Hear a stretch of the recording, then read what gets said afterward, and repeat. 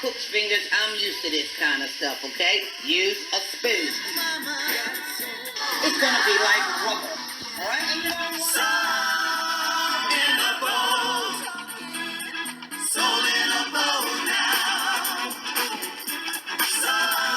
Listen to see on Momma Cherri's stay-at-home prevention Corona Soul in a Bowl. This is what happened.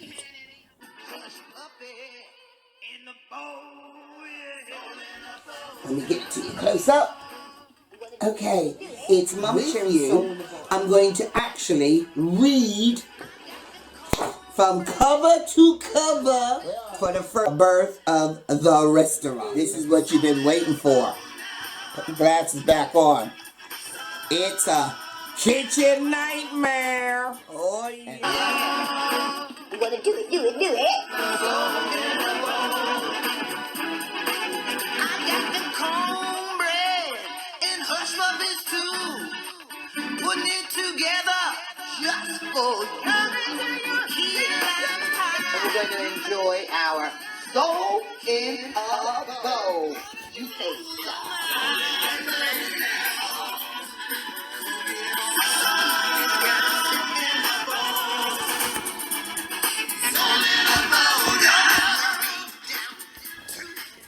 Hi, welcome back. Yes, we have finally come to the final bit of our dessert chapter. Okay, when I recorded it, it was a bit long. It was an hour. And you know what? I don't want to put nobody off, so I've broken this down into 2 chapters. Well, not 2 chapters. 1 chapter, 2 parts. So, welcome back to part 2, and we are going to pick up where we left off. And the last one that I did for you were our chocolate chip cookies. So we are now moving straight into sweet potato custard. Oh, yes, we are. Hang in there. Not long to go. Sweet potato custard. Combining sweet potato and with banana makes a delicious dessert. Both bananas and sweet potatoes contain natural sugar, so depending on how sweet your tooth is, you may prefer not to add any sugar, thus making this dish low in added sugar and fats. So you're going to want 240 grams of sweet potatoes, 2 ripe bananas mashed up, 250 milliliters of evaporated milk, 2 eggs, a half a teaspoon of salt, 50 grams of raisins, not 50 raisins. 1 tablespoon of ground cinnamon plus 1 teaspoon of cinnamon mixed with sugar for the topping. And 2 tablespoons of soft brown sugar. This is optional, but I do tend to add it. Boil the sweet potatoes in their skin until tender. Then peel and place in a bowl. Mash until smooth. Add the mashed bananas and evaporated milk and stir until combined. Add the eggs. Stir in the raisins, cinnamon, and brown sugar, if using. Place in a non-stick tin and sprinkle with the cinnamon and sugar mixture over the top. Bake in an oven, preheated to 160, gas mark 3, for about 35 to 40 minutes, or until the mixture is golden brown, and when you stick a fork in, it comes out clean. Serve with cream, custard, or ice cream, or even, guess what? As an accompaniment to a main meal. Like I said, Americans, we love to mix our sweet and our savory. Oh, you guys, are you ready? Are you ready? Because here comes one of my top ones. Pound cake. I love a pound cake. Whoa! I'm going to find you a picture of a pound cake because I don't have one in the book, but I've made loads of pound cakes recently, so I'm going to put a picture in with this one. The very first cake to pass my lips, and this is the truth, was a pound cake. I will not even say who makes the best pound cake in my family because my grandmother, my mother, all of her sisters, except BJ, and my great aunts all. And here it says, all still bake a mean pound cake. Many of them have passed away, but The memories of their cakes are still up here and still here on my tongue. Pound cakes are so called because originally they contained a pound of each of the flour, sugar, butter, eggs, making them a very rich and buttery tasting. It is important to make sure the butter and eggs are at room temperature, as this enables the maximum amount of air to be beaten into the mixture. Traditionally, pound cakes are baked in a round bundt tin. I still bake all of mine in my grandmother's cake tin. She passed it on to my mother, and I begged her to let me bring it to England with me. It has been in the family for over 50 years and has made some of the best cakes in the world. So you're going to need 300 grams of plain flour, half a teaspoon of baking powder, half a teaspoon of bicarbonate soda, quarter teaspoon of salt, 250 grams of butter at room temperature, 200 grams of caster sugar, 3 large eggs, up that to 6, because if you want a good pound cake, you need 6 eggs. 1 teaspoon of vanilla extract, 1 teaspoon of lemon extract, half a teaspoon of coconut extract. That's optional, but if you can get it, put it in. Butter and flour, a 1.2 liter capacity bundt tin or ring mold, or you can use 2 just single pot cake tins. Sift the flour, baking powder, bicarbonate soda, and salt into a large bowl and set aside. In a separate bowl, beat the butter until smooth, preferably with an electric mixer. Add the sugar a little at a time, being sure to mix it in well. Continue beating on a medium-high heat speed for about 3 to 5 minutes until the mixture is light and fluffy.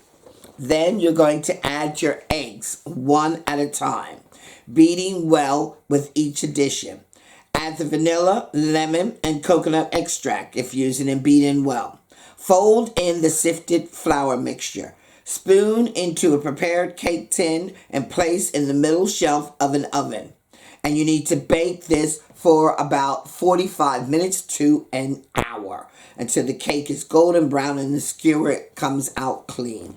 Remove the cake from the oven and place the tin on a wire rack to cool for about 20 minutes. Then turn the cake upside down after it is rested to put it on a plate. You must leave the cake to cool in the tin a little first, as it may collapse if you try to take it out too soon.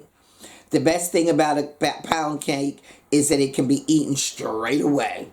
Stored in foil or in a cake tin for up to, well, it says here up to a week. But I mean, they don't last no week. It could be, it's so good you're going to eat it immediately. Or you can freeze it as a special treat. Now, traditionally in America, we have our pound cakes at every holiday and on a Sunday if you're lucky. Okay, I'm just going to take a quick break. I'll take my glasses off because they're getting all hot. I'm getting hot up underneath here. Wipe myself down. Turn my fan on. Let's get some coolness up in here. Take a sip of my tea. And then we're going to come straight back to it.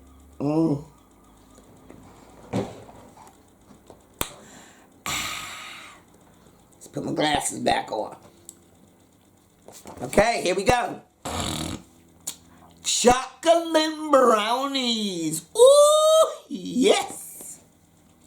No American child would believe it's dessert time without brownies on the menu. There are many recipes to choose from, but for me, the simple ones are always the best. I'm a firm believer in adding oil to the mix and making sure the brownies are a little bit cakey and a whole lot fudgy. In the restaurant, whenever a customer is unsure which dessert to order, I always suggest the brownies because I know it's never going to let them down. So you're going to want 100 grams of butter, 350 of granulated sugar, 2 eggs, 1 teaspoon of vanilla extract, 150 self-raising flour, 100 of cocoa powder grams, a quarter teaspoon of salt, 100 milliliters of vegetable oil, 100 grams of chocolate chips, 100 grams of walnuts chopped up. That's optional. Vanilla ice cream to serve, chocolate sauce to serve. Cream the butter and sugar together until light and fluffy. Then gradually beat in the eggs and vanilla. Sift in the flour, cocoa powder, and salt and fold thoroughly. Add the oil and chocolate chips and blend well. Stir in the walnuts if using. I tend to leave the nuts out as if there are so many people nowadays with nut allergies. And I want to make sure everybody can enjoy these goodies. So if I'm going to bake it, I ask ahead of time if they like nuts, okay? Sprinkle the mixture evenly into a greased square tin. Bake in the oven for about 35 minutes or until done, 180 degrees centigrade. 350, I guess, would be y'all. And then until it's done, a skewer and knife inserted in the center should come out clean, with just a couple of crumbs clinging to it. Cool in the tin or on a wire rack and then cut into squares and serve. They are great served warm with ice cream and drizzled with a little bit of chocolate sauce. Tell me that don't look good. Tell me. You know it look good. It look good. Okay. Look at this, people. We are almost at the end of our book. So let's go. We're going to finish this chapter. Let's see how many more we got to do. Oh, just a few. Yeah, we're nearly there. So hang on in there. Now, this is called Daoud's Apple Cake. All right, let me read you about this one. My nephew, Daoud, came to visit us in England on his summer vacation for the first time ever when he was 9 years old with his older cousin Aja, aged 11. His mother, Cindy, my sister, was convinced that he would be too shy to stay the whole summer, but I begged her to let him try. He ran onto the plane without even looking back. My sister shed a tear as she realized her little boy was growing up. Daoud, like myself, soon discovered that England was a country he could relate to. He loved English football more than American football. He adored everything about the lifestyle here, and to prove it, he regularly spent his summers in the UK with me. When I opened the restaurant, he would beg to be allowed to help in the kitchen. To everyone's amazement, he was really good in the pastry section. He had a flair for desserts and began to make all sorts of cakes and pies for me, taking great pride in his creation. His favorite and mine was his apple cake. After graduating from high school, he came back to England in 2005 and spent the winter with me. He made the decision to return to America to study catering so that he could come back with qualifications and become my pastry chef. While home for the summer, he set off with friends to view a university of his choice and was involved in a fatal car crash. I happened to be home at the time for a family celebration of my brother Craig's 50th birthday. I answered the door to 2 state troopers who informed me that my nephew had passed away. The entire family was thrown into deep grief as we mourned Daoud's death. He was such a bright and happy young man who left us at the tender age of just 19. This cake is dedicated to Daoud. Excuse me.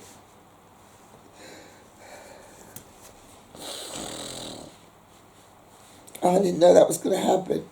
I really didn't. I just need a moment.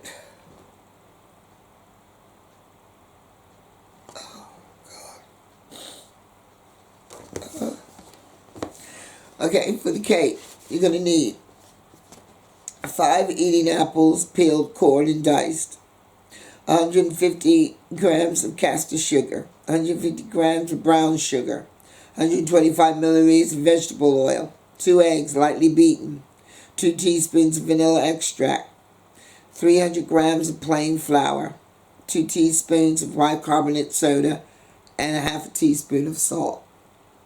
Thoroughly mix the apples and the sugar together, then stir in the oil, eggs, and flour and vanilla. Stir the dry ingredients together and fold them into the apple mixture. Pour the batter into a well-greased 2 tins, and then bake for 35 to 40 minutes until the skewers inserted in the center come out clean. It should have a nice crust on the top. Serve with ice cream. God, I didn't know that was going to affect me like that. Dowd was such a beautiful child. He really was. He really was. And to have passed away on his way seeking education. That's why I say to you all, education is the key. Some people don't get that chance. He didn't get the chance. But if you have young people at home, encourage them, support them, guide them, because you never know. You could be raising our next president, our next prime minister. The future is in the hands of the youth. All right, I only got a few more recipes. Let me try and pull it together. Okay, let me try. Pineapple upside down cake.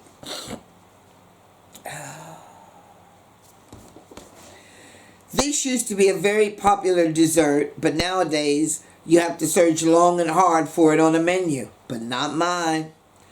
I've always loved it. And I make sure my customers can get it whenever they visit the restaurant when I used to have it. You're going to need 170 grams of salt and butter, 150 grams of caster sugar, 1 teaspoon of vanilla extract, 2 eggs, 150 grams of self-rising flour, 1 teaspoon of baking powder, and a 1/4 teaspoon of salt.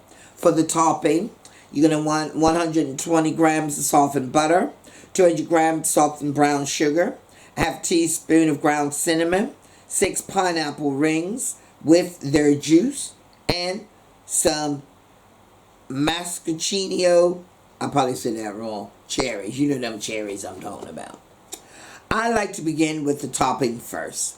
Melt the butter in a saucepan and stir in the brown sugar and cinnamon.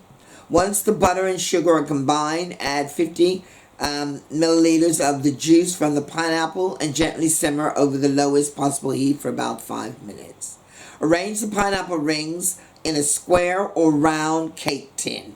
Place the cherries in the center of each of these pineapple rings. Pour the sweetened sugar syrup over the pineapples and leave to stand while you make the cake mixture.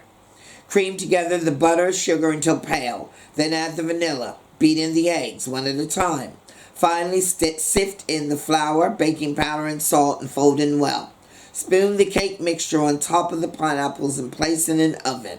Preheated. Gas mark 480. Bake for 40 minutes or until a skewer is inserted into center and it comes out clean. Allow the cake to cool in the tin for about 20 minutes and then turn onto a plate so that the pineapples are served on top. Serve warm. I don't have a picture of a pineapple upside down cake here, but y'all know me, I bake a lot of them. I will put a picture in so you can have a look at it. Don't forget, Mama, you want a picture. Ah! There we go, knocking stuff over. Let's get her back up there. Hold on, people. I'm here destroying my set. There we go. Let me put her back up here in front of my head. Uh-oh. Go on. Oh, sit there, Mama. Sit there with me. On top. Can you sit? Can you rest? Yeah, there we go. Alrighty. So, here we go. Now, I know this is not necessarily a dessert, but it's a bake, okay? And this is baking. Southern Biscuits. Let's get one thing straight. When an American wants a biscuit, they are talking about a type of bread. Not them sweet round things, okay? English folk, a biscuit is bread, not a cookie. No sirree. We call them round things, we call cookies, not biscuits. This is for a biscuit. Okay, excuse me. Biscuits have been around for centuries. And because they are so easy to make here, they are here to stay. They are made with baking powder rather than yeast. Rather like an English scone, but without the fruit. If we add fruit, then we tend to include extra sugar and raisins and turn them into a sweet cinnamon bun. A sweet biscuit topped with fresh fruit is more commonly known as a shortcake. Biscuits don't necessarily need to be rolled out. They can simply be dropped from a spoon. And then we call them a drop biscuit. So here's how you make it. You're going to want 450 grams of plain flour, 1 tablespoon of baking powder, half a teaspoon of salt, 135 of vegetable fat, which is kind of like lard, or you can use butter. All right? And then you want 140 to 150 milliliters of milk. Stir the flour, baking powder, and salt into a bowl. Add the vegetable fat cut into little chunks or butter, but it needs to be very cold, straight from the fridge. Cut this together, or you can use your hands to kind of crumble it together, but you don't want to overwork it. That's the trick to getting a light one. Stir in enough milk to make a soft dough. Knead it out lightly on a floured board, and then roll it out or pat it out. Using a pastry cutter or a small teacup, cut into rounds and place them down and bake evenly. Now, the best way to do it is you get it and you go straight down and lift up. You don't want to go down and twist, because then you're taking the air out. We want as much air in this pastry mix so that they're fluffy and they bake up lovely. Okay? And this is what our biscuits look like. Alright. Whoops! Something falling on my head. Who's that on my head? Hi, Momma Cherri, get off my head. Get back up there. There we go. Cinnamon rolls. Oh, this, I don't know. Just listen. I know we coming to the end. And I know you upset. But we got to come to an end at some point. So could you please just rest ashore? I'm coming to the end. Behave yourself. Put this back up here. I don't know why she jumping all up in my face. Cinnamon buns. This is a sweet variation of the biscuit recipe that I've just given you. So you're going to need 450 grams of plain flour, 1 tablespoon of baking powder, half a teaspoon of salt. You're going to need the vegetable fat or butter, milk, softened butter. You're going to want 150 grams of soft brown sugar for sprinkling as well, and some cinnamon and some raisins. Stir in the flour, baking powder, salt into a bowl. Add the vegetable shortening and cut it in together with the 2 knives, using them in a scissor action. Stir in enough milk to make a soft dough. Knead lightly onto your floured board, then roll it out. Melt 200 grams of butter in a saucepan. Then add the brown sugar and 1 teaspoon of cinnamon. Stir together. As the mixture thickens, bring it to a boil. Remove from the heat and divide 3/4 of the sauce between the 2 round tins and set aside. Spread the remaining butter over the dough. Pour the remaining candy sauce on top and sprinkle with the raisins. Roll up the pastry from both ends to meet in the center. Then separate the 2 rolls with 1 sharp knife. Cut the rolled up pastry into slices and then arrange them side by side. They should look like spiral pinwheels. Sprinkle with the remaining cinnamon a little brown sugar on the top, and bake in an oven for 10 to 15 minutes. And you're going to get this. Homemade cinnamon buns.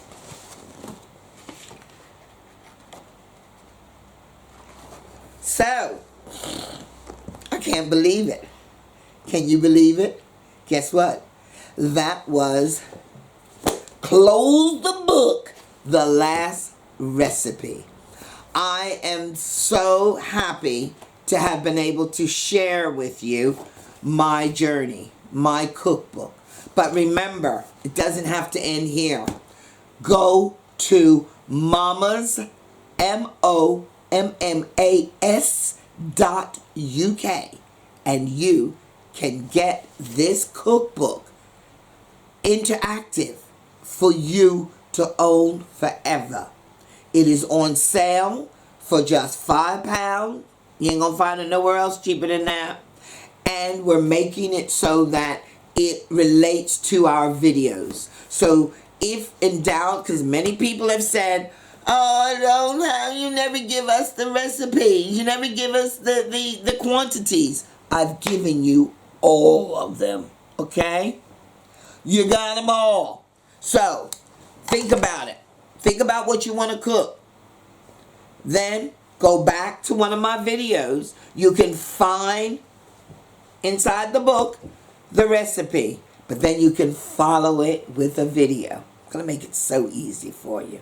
So easy. Now, we've got some acknowledgments here. And I'm not going to read the entire acknowledgement. But what I will be doing is I will be posting it up in small bits so that it can be read, okay? But it only stands for me to stay now with a little bit of peace, a whole lot of love, and so from the mama, don't forget, like and share, become a Patreon, subscribe to our channel. Because remember, it's not my channel, it's our channel. And thank you so much for being here with me as I have shared my soul in a bowl. And remember, fight the fight. Oh, showing you the t-shirt again. One more time. Here we go. Read it. Be a part of the movement. Together we stand. Divided we fall. So with a lot of love from Momma Cherri and all my family to you, God bless. We're all opening up. The countries are opening up now. But when it opens up this time, let's hope we open up with a difference, with more love in our hearts. Peace. Mama loves you. Stay safe.